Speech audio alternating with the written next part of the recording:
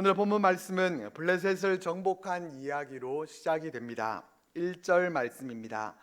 그 후에 다윗이 블레셋 사람들을 쳐서 항복을 받고 블레셋 사람들의 손에서 메덱 암마를 빼앗으니라. 블레셋과의 전쟁에 대한 얘기를 1절 말씀에 이렇게 압축시켜서 짧게 얘기해 주고 있습니다.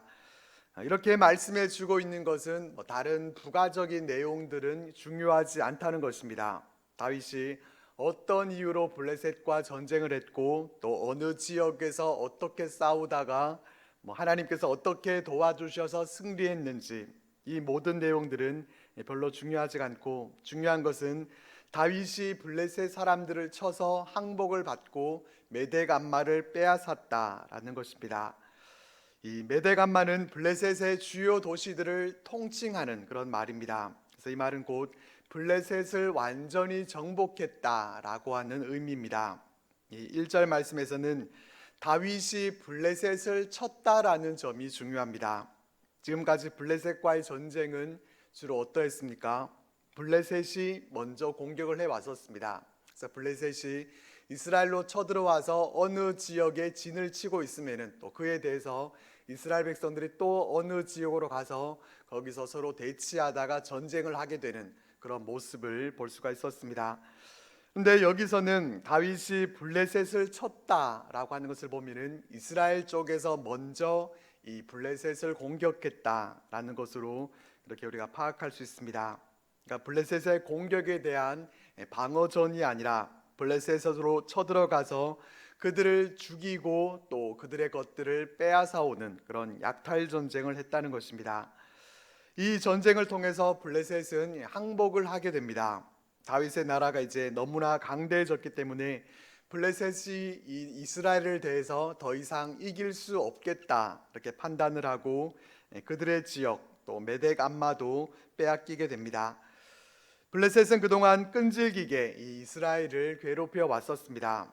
사무엘서에만 이 블레셋이 153회나 그렇게 등장을 하게 되고 이제 당분간은 그런데 그 이름이 성경에서 보기가 어렵게 됩니다. 사람들의 대화 속에나 이 블레셋이 등장을 하게 되고 나중에 가서 이제 히스기야 시대에 가서나 다시 언급이 됩니다. 이 블레셋은 사사 시대부터 이스라엘의 가장 위협적인 그러한 존재였고 또 사울이 통치하던 기간에는 수도 없이 블레셋과의 그런 잦은 싸움이 있었습니다. 사사 시대에서 왕정 체제로 바뀌게 된 그 결정적인 원인도 바로 이 블레셋 때문이었습니다. 왕이 감당해야 할 가장 중요한 사명도 재판을 한다거나 또 어떤 사회 복지를 한다거나 다른 어떤 것이 아니라 블레셋이라고 하는 이 강대한 나라에 대해서 먼저 군사들보다도 앞서서 왕이 이끌고 나가서 싸움을 잘 하는 것, 이것이 가장 중요한 그런 사명이었습니다. 그런 블레셋을 이제 다윗이 그것을 다 완전히 제압해 버린 것입니다. 이전에는 기대할 수 없었던 일이 이 다윗의 시대에 이렇게 일어나게 된 것입니다. 그리고 2절 말씀입니다. 다윗이 또 모압을 쳐서 그들로 땅에 엎드리게 하고 줄로 재어 그 2줄 길이의 사람은 죽이고 1줄 길이의 사람은 살리니 모압 사람들이 다윗의 종들이 되어 조공을 드리니라, 이렇게 말씀하고 있습니다. 블레셋뿐만 아니라 다윗은 또 모압을 칩니다. 여기에는 다른 데에서는 볼 수 없는 내용, 이 다윗이 모압 포로들을 처형할 때 줄로 그 키를 쟀다라는 특별한 이 내용이 나옵니다. 2줄 길이의 사람들은 죽이고 1줄 길이의 사람들은 살려서 다윗에게 조공을 바치는 그런 종으로 삼았다, 이렇게 말씀해 줍니다. 이 부분은 키가 크면은 죽게 되는구나, 나는 키가 작으니까 참 다행이다, 얼마나 감사한가, 이런 것으로 은혜를 받을 것이 아니라 아마도 이 군사들은 죽이고 그 가운데서 군대에 갈 나이가 되지 않은 사람들은 살려두었다라는 그런 의미로 이해할 수 있을 것입니다. 모압은 형식적으로는 군대를 가진 그런 나라였지만은 다윗의 영향 아래서 이제 그들이 힘을 발휘하지 못하고 굴복하고 조공을 바치게 되는 그런 조공국으로 전락하게 됩니다. 3절에서 5절 말씀은 아람에 대한 내용입니다. 3절 말씀 보면은 소바 왕 하다데셀이 자신의 영향력을 확대하기 위해서 유브라데 강으로 출정했을 때 다윗이 그를 쳤다, 그렇게 소개해주고 있습니다. 이 전투의 결과는 다윗이 마병 1,700명과 또 보병 2만 명을 사로잡게 됩니다. 그리고 5절로 넘어가면은 하다데셀의 패전 소식에 이 다메섹의 아람 사람들이 원군을 보냅니다. 하지만 아람 사람 2만 2천 명을 죽이고 승전한 다윗은 이 다메섹 아람에 수비대를 뒀습니다. 그리고 아람도 모압과 같이 이스라엘에게 조공을 바치게 됩니다. 아람과의 싸움까지 언급한 후에 6절 하반절 말씀을 보면은 다윗이 어디로 가든지 여호와께서 이기게 하시니라, 이렇게 말씀합니다.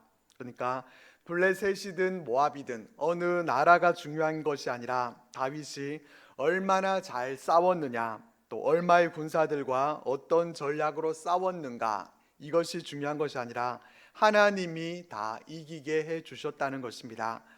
다윗이 이긴 것이 아니라 하나님이 이기게 해 주신 것입니다. 다윗은 하나님이 함께 하셨기 때문에 어디를 가든지 이길 수가 있었습니다. 다윗에게 있어서 가장 큰 무기는 바로 함께 하시는 하나님이었습니다. 여기서 우리가 명심해야 할 것은 이기는 것이 중요한 것이 아니라 하나님이 중요합니다. 방점을 우리가 승리에 두는 것이 아니라 하나님께 두어야 합니다. 그냥 승리의 삶을 사는 것이 중요한 것이 아닙니다. 하나님이 그렇게 해 주시는가 하는 것이 중요합니다. 이 부분이 잘못 파악되게 되면은 교만하게 됩니다. 하나님이 이기게 해 주신 것인데 자기가 이긴 걸로 그렇게 생각을 하게 되면은 그때부터 감사와 은혜, 이 모든 것들은 다 사라지게 되고 그냥 교만에 빠져버리게 됩니다. 우리는 승리하는 삶을 살아가되 우리가 이루는 그런 승리가 아니라 하나님이 어디를 가든지 이기게 해 주심으로 하나님이 주시는 승리를 우리가 누리면서 살아갈 수 있기를 바랍니다. 잠시 넘어갔었던 이 4절 말씀 후반절을 보시면은 다윗은 병거 100대의 말만 남기고 그 외의 말들은 발의 힘줄을 다 끊어버립니다. 신명기의 말씀 보면은 왕에게 주는 규례가 있습니다. 왕이 하지 말아야 될 일 가운데 하나는 병거들을, 병말을 많이 두지 않는 것입니다. 이방 나라들을 보면은 사사 시대에도 이미 병거들이 등장했던 그러한 모습을 볼 수가 있습니다. 하지만 이스라엘에는 다윗 때까지만 해도 이 병거 부대가 없었습니다. 그동안 병거를 구입할 만한 그러한 경제적인 능력이 없었기 때문에 병거가 없기도 했겠지만은 이 이스라엘의 촌락들이 주로 고지대에 있어서 이 병거가 그다지 필요하지 않았다는 점도 있었을 것입니다. 하지만 이스라엘이 점점 이제 힘이 강해지고 또 영토가 더 넓어지고 그렇게 하다 보니까 이제 평지에서 전쟁을 하기 위해서는 병거와 또 그 말의 필요성이 점점 대두됐을 것입니다. 지금까지는 하나님을 대적하는 이방의 군대, 그들이 갖고 있는 전유물과 같았던 이 병거가 이제 슬슬 매력적으로 그렇게 보이기 시작한 것입니다. 다윗이 전리품으로 취한 모든 병거와 또 말들을 다 없애버리지 않고 100대만 남겼다라는 것은 좋은 쪽으로 해석해 본다면은 마병을 많이 두지 말라라고 하신 이 하나님의 말씀에 근거를 해서 병거와 말을 다 취하지 않고 그 수를 줄인 것에 대해서는 잘했다, 그렇게 말할 수 있을 것 같습니다. 하지만 부정적으로 보자고 하면은 이제 하나님을 그만큼 덜 의지하고 병거와 마병들을 더 의지하게 됐다라는 점입니다. 이스라엘이 이방 나라들처럼 변해가는 그 첫 시작이 다윗이 이렇게 전리품으로 그렇게 남겨뒀던 이 병마 때문이었다, 그렇게 평가를 하기도 합니다. 이후로 다윗의 아들들은 이 병거를 사용하기 시작합니다. 그래서 압살롬과 아도니아가 다윗에게 반란을 일으키게 될 때 병거와 또 기병들을 앞세우게 되고, 또 솔로몬은 당시에 최대의 말 수입국이 되고 또 병거 수출국이 되는 그런 모습을 또 볼 수가 있습니다. 다윗이 전심으로 오직 하나님만 의지한다고 하면은 병거를 사실 다 없애버리는 것이 옳았을 것입니다. 오직 하나님이 이스라엘의 병거와 마병이 되시고 또 하나님이 용사가 되어주시고 피난처가 되어주심을 고백하면서 그렇게 나아가야 되는데, 이 정도는 괜찮겠지라고 하면서 그렇게 타협을 한 것입니다. 우리는 얼마나 하나님을 전심으로 의지하고 있습니까? 우리는 온전히 하나님을 신뢰하기보다 우리 안에 병거와 마병들을 좀 남겨두고 있지는 않은지 모르겠습니다. 하나님이 전능하다고는 하지만은 그래도 나도 이 정도는 좀 갖고 있어야 되지 않을까, 이렇게 생각하면서 우리가 갖고 있는 그런 병거와 마병들이 혹시 있지는 않습니까? 다윗의 모습을 통해서 우리의 모습은 어떤지를 우리가 돌아보면서 오직 하나님만 전심으로 의지하는 믿음으로 살아가실 수 있기를 바랍니다. 7절과 8절에서는 다윗이 하다데셀에게서 취한 전리품들에 대해서 언급을 하고 있습니다. 다윗은 금방패와 또 매우 많은 놋을 빼앗아서 예루살렘으로 가져왔습니다. 그리고 9절과 10절 말씀을 보겠습니다. 하맛 왕 도이가 다윗이 하다데셀에 온 군대를 쳐서 무찔렀다함을 듣고 도이가 그의 아들 요람을 보내 다윗 왕에게 문안하고 축복하게 하니, 이는 하다데셀이 도이와 더불어 전쟁이 있던 터에 다윗이 하다데셀을 쳐서 무찌름이라. 요람이 은그릇과 금그릇과 놋그릇을 가지고 온지라.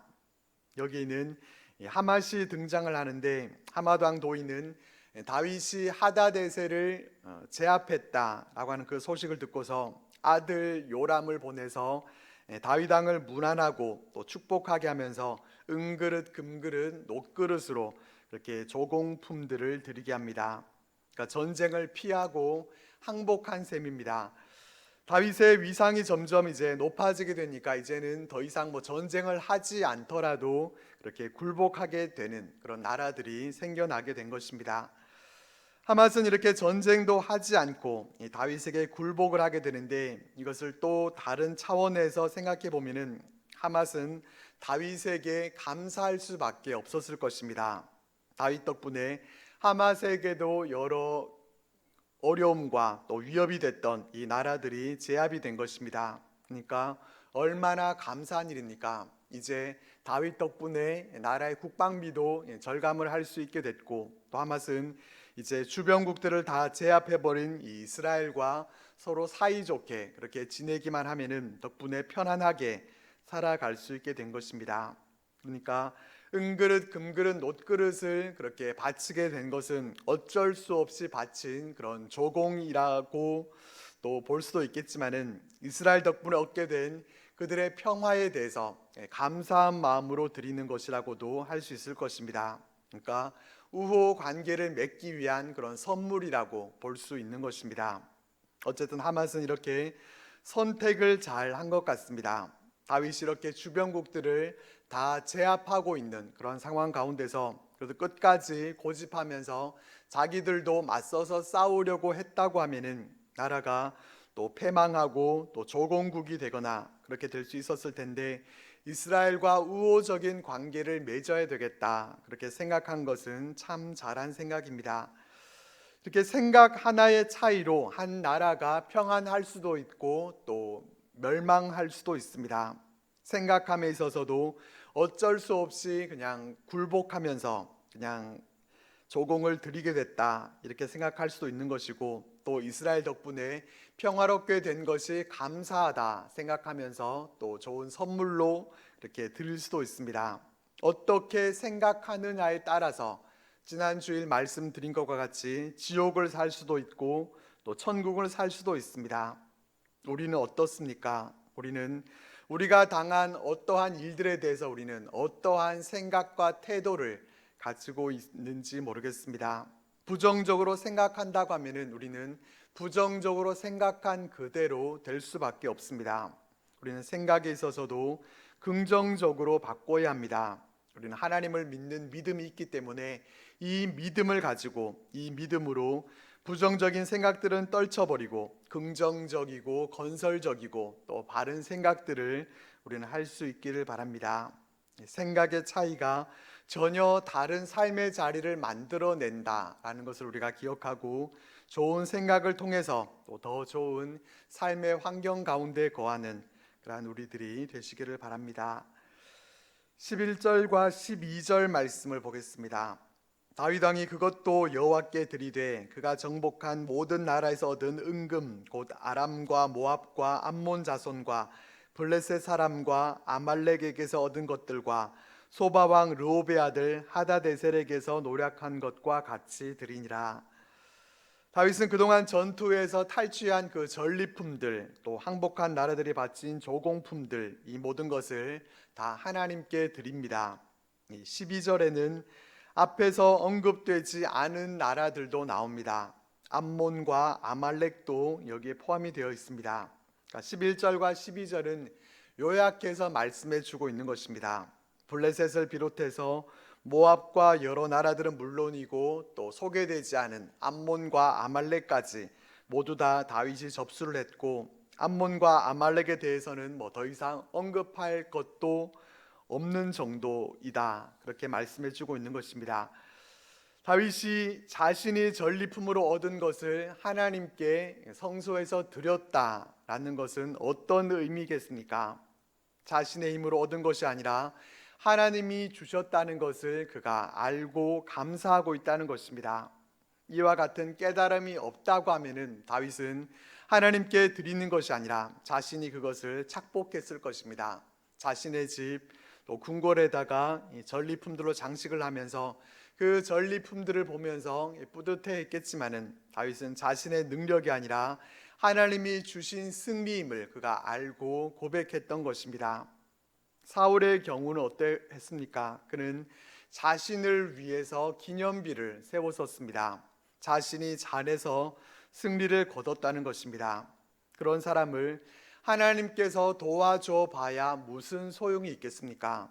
자신이 잘했다고만 생각하는 사람을 하나님이 도와주셔 봐야 그 사람은 어차피 은혜도 모르고 스스로 교만하게 되기만 할 뿐입니다. 그러니까 하나님은 그런 사람이 승리를 거둘 수 있도록 굳이 도와주셔야 할 그러한 이유가 없으시게 됩니다. 우리는 이처럼 하나님께서 우리에게 승리를 주셨을 때 사울과 같이 되지 않기를 바랍니다. 하나님이 하신 일을 내가 한 것처럼 이렇게 착각하면서 우리가 전리품을 자랑하려고 할 것이 아니라 전리품과 조공물 모두가 다 하나님께서 주신 것이기 때문에 이것을 또 하나님께 드리면서 승리의 영광을 하나님께 돌려드리는 우리들이 되시기를 바랍니다. 다윗이 이렇게 성전에 많은 전리품을 드렸다라고 말씀해 주고 있는데, 이 역대기에는 다윗이 성전을 건축하기 위해서 많은 제물들을 성소에 바쳤다 이렇게 기록하고 있습니다. 본문에 언급된 이 전리품들도 성전 건축을 위해서 다윗이 이와 같이 드렸을 것입니다. 지난주에 나눈 말씀과 같이 다윗은 하나님의 전을 짓고 싶어 했었지만은 하나님은 다윗의 그 뜻을 거절하셨습니다. 그렇다고 하면은 그 부분에 대해서 좀 섭섭하게 생각하면서 그러면 성전을 짓고 싶지도 않고 이제 나와 성전은 아무런 상관이 없다 그렇게 여기면서 나는 그러면 아무것도 하지 않겠다 이렇게 할 수도 있었을 것입니다. 그렇지만 다윗은 그렇게 하지 않고 자신의 시대에는 하나님의 성전을 지을 수 없다 하더라도 다음 시대에 성전을 지을 수 있도록 그렇게 최선을 다해서 예물을 드리는, 그래서 준비했던 다윗의 모습을 볼 수가 있습니다. 이런 부분들을 보면은 다윗이 정말 얼마나 대단한 사람이었고 하나님께서 왜 이 다윗을 기쁘게 여기시고 축복하셨는가 하는 것을 우리가 알 수 있게 됩니다. 다윗도 우리와 같이 부족함도 있고 또 실수도 있고 그런 사람이었지만은 하나님을 향한 사랑만큼은 그 누구도 따를 수 없는 그런 다윗의 대단한 모습을 우리가 볼 수가 있습니다. 그래도 이런 다윗과 같이 하나님께서 우리에게 승리를 주셨을 때 우리는 감사한 마음에서만 그치는 것이 아니라 우리의 귀한 것을 하나님 앞에 드릴 수 있기를 바랍니다. 우리는 다윗보다 훨씬 부족하고 또 연약한 점도 또 많이 있지만은, 그러나 하나님을 향한 마음만큼은 우리가 다윗에게 뒤지지 않도록 더욱 하나님을 사랑하고 하나님께 가까이 나아가는 그런 복된 삶이 되시기를 바랍니다. 13절과 14절 말씀입니다.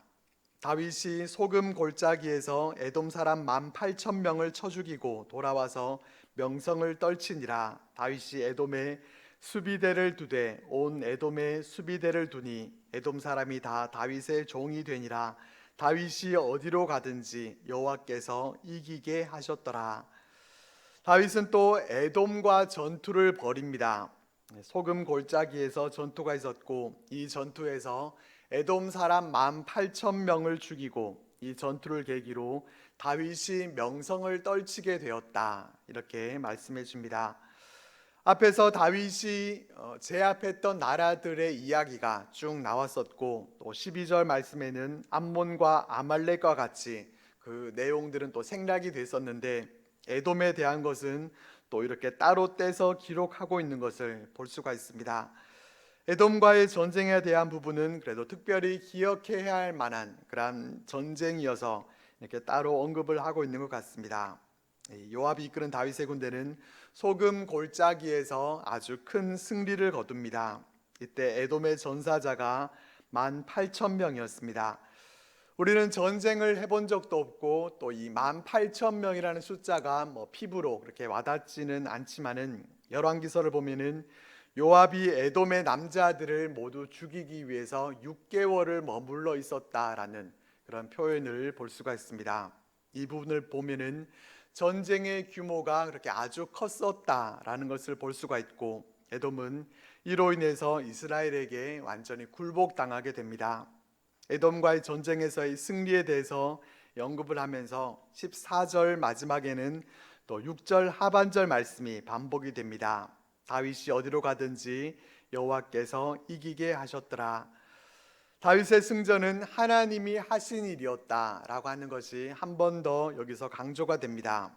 다윗 언약에서 하나님은 다윗에게 너를 모든 원수에게서 벗어나 편히 쉬게 하리라, 이렇게 약속을 해주셨는데, 그 약속이 이렇게 성취된 것입니다. 다윗은 이스라엘 사방의 모든 대적들을 이렇게 완전히 제압합니다. 하나님은 이스라엘의 대적들을 다윗을 통해 벌하시고, 또 다윗이 통치하는 이스라엘을 이렇게 번영하게 해주셨습니다. 이런 일이 사울이 아니라 다윗을 통해서 일어날 수 있었던 것은 다윗이 제사보다도 순종을 더 중요시했고, 왕이라고 하는 그 지위에 연연하지 않고 그가 진실한 마음으로 하나님을 섬기는 데 집중했기 때문입니다. 사울이 만약에 다윗과 같이 제사보다 순종을 더 선택을 하고 또 왕이라는 지위에 연연하지 않고 진실한 마음으로 그가 하나님을 섬기는 데 집중했다고 하면은 어떻게 됐겠습니까? 사울의 시대에도 어디로 가든지 이기게 해주시는 그러한 놀라운 복을 이 사울의 시대에도 주셨을 것입니다. 그러나 사울은 그렇게 하지 못했고, 다윗은 그렇게 했기 때문에 그와 같은 복을 받을 수 있었습니다. 그렇다고 한다면은 하나님은 다윗만을 어디로 가든지 이기게 해 주시는 것이 아니라 다윗과 같이 제사보다 순종을 또 진실한 마음으로 하나님께만 집중하는 사람, 그 사람이 누구든지 그 사람이 이와 같은 복을 받게 해 주신다라는 것을 우리가 깨닫게 됩니다. 다윗은 이렇게 모든 전쟁에서 승리를 거뒀고, 백성들에게는 15절 말씀과 같이 정의와 또 공의를 베풀었습니다. 정의와 공의로 통치하는 것, 이것은 하나님이 이스라엘 백성들에게 또 이스라엘의 왕으로 세우신 이에게 가장 바라시는 이상적인 덕목이고, 정의와 공의를 베풀었다, 이 말 한마디에는 모든 내용들이 다 들어가 있는 것입니다. 이런 업적을 남겼고 또 저런 일을 했고 성벽을 쌓았고 또 어떤 일을 이루었고, 이런 업적들을 많이 나열할 것도 없이 그저 정의와 공의를 베풀었다라고 하는 이 한마디면은 나라를 잘 다스렸다라는 것이 다 표현되는 것입니다. 정의와 공의로 다스렸다라고 하는 이 말은 사울의 때에는 찾아볼 수 없는 그러한 평가입니다. 사울은 왕이 돼서 국방에는 어느 정도 힘을 썼고 또 자신의 자리를 지키는 일에는 아주 열심을 보였었지만은 정의와 공의를 베푸는 일에는 관심이 없었습니다. 다윗은 나라를 다스리는 일에도 힘썼습니다. 우리도 많은 업적을 남기기보다 우리가 해야 할 일이 무엇인지를 알고 또 하나님이 기뻐하시니 무엇인지를 또한 알고 그 일을 행하기에 우리는 힘쓸 수 있어야 할 것입니다.